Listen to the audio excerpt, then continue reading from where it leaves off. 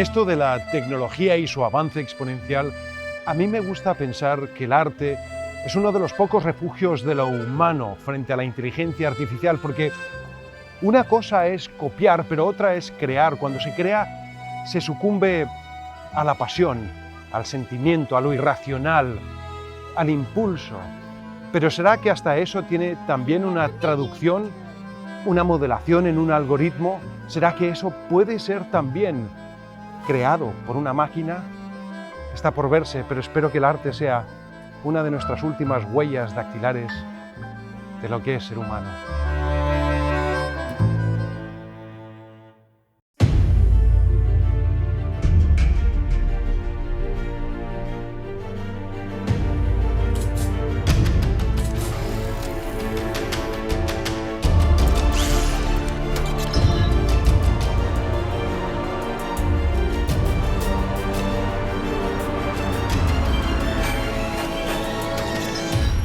Soy Amaro Gómez Pablos y esto es Al Límite de la Ficción.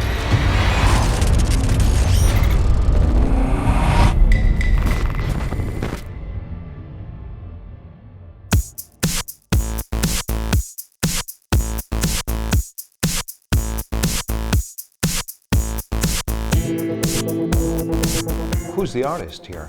We like to say we are the artists because we're just like same type of artist as everyone, but working with a different tool. But the tool that we work with, it has a creative part, or at least an inventive part. So we could be tempted to say that both the tool we use and us are the artists. So the name of the fourth artist, if you should like to say, but more of a tool for us, is generative adversarial networks. And so this algorithm uses many examples of photos to create a new, an entirely new picture. And then tries to learn to create a new, original, unique one. So it's not a mix of all the pictures that we show it.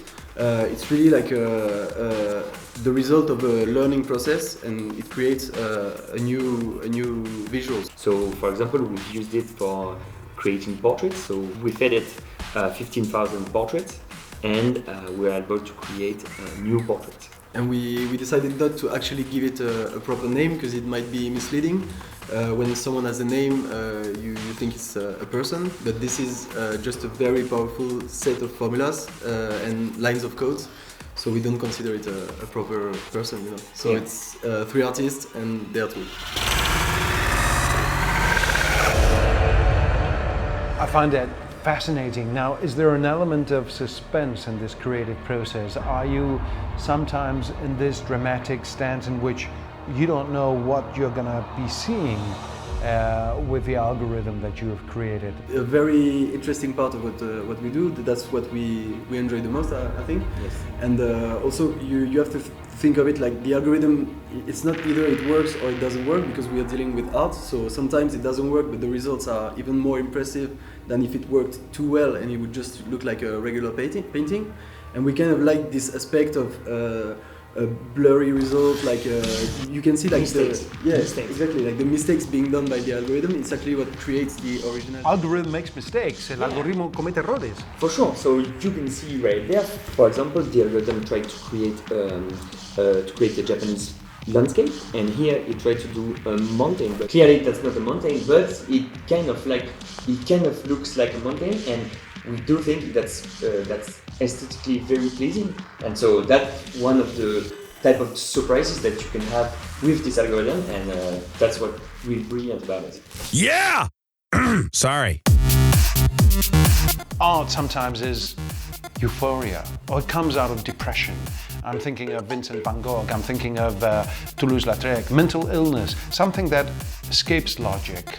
Where is that in your artwork? For this type of art, the emotion actually, it doesn't really come from the artist, but it comes directly from the viewer and from its interpretation of the art.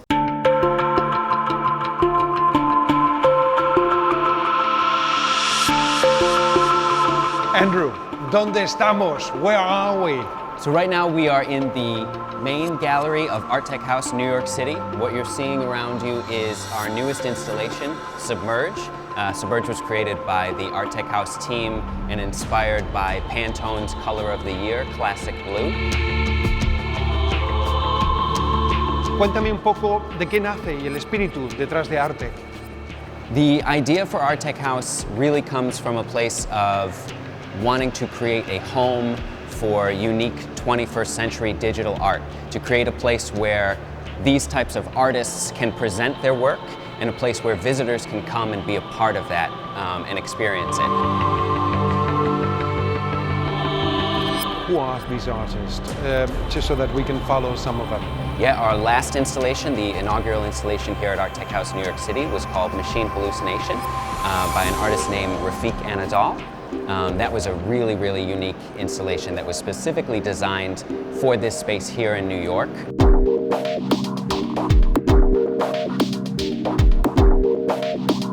That installation, what Rafik did is they took over 100 million publicly accessible images of New York City, and then he worked with a AI algorithm, fed those images through the algorithm, and then the AI algorithm created essentially what a new version of a city based on analyzing all of these hundreds of thousands of images. So the installation that you saw was the process of that machine learning presented for you. It was really unbelievable. Wow. It is amazing. Me siento como si estuviera en otra dimensión completamente distinta. And I congratulate you. Me encanta that you can experience this in this fashion, as you wish, como uno quiera. You know, it's amazing. I love it.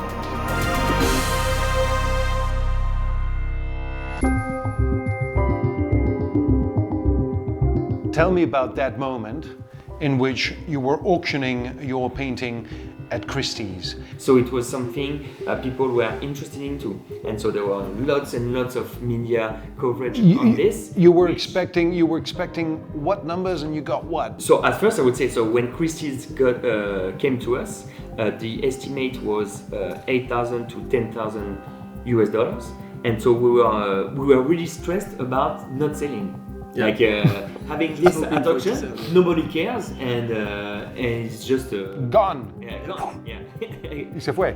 Yeah, exactly. And when the media coverage got bigger and bigger, we knew that he was going to sell because lots of people were talking about this, and it was kind of looking like this will be some kind of history moment, because more and more as people talked about this, it became kind of like an historic sale.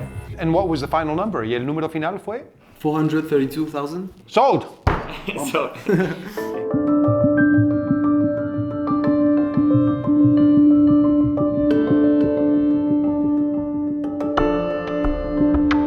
¿Dónde está?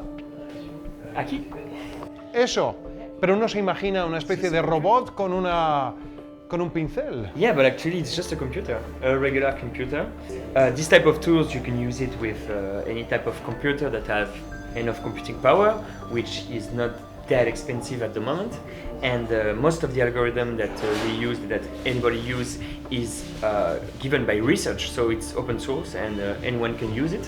And so that's a very accessible technology in the end. So yeah, So this whole process, it takes roughly 6 months. 6 months. To make a collection. It's not one unique artwork. We create like a whole collection in 6 months. Yeah. Roughly. From scratch it takes 6 months. Your next collection, su próxima colección. Yeah, this is going to be about cave art. So we're working today with Lascaux. And we think it's like a very impactful message to work on primitive art with the latest technology. So we hope to produce some very interesting artwork. Quiero ver ese trabajo porque estamos hablando de hace 14 o 40.000 años atrás hasta esta última manifestación artística. Yeah, exactly. Thanks. Fantástico, ¿eh? Qué bueno. Excellent. Good one.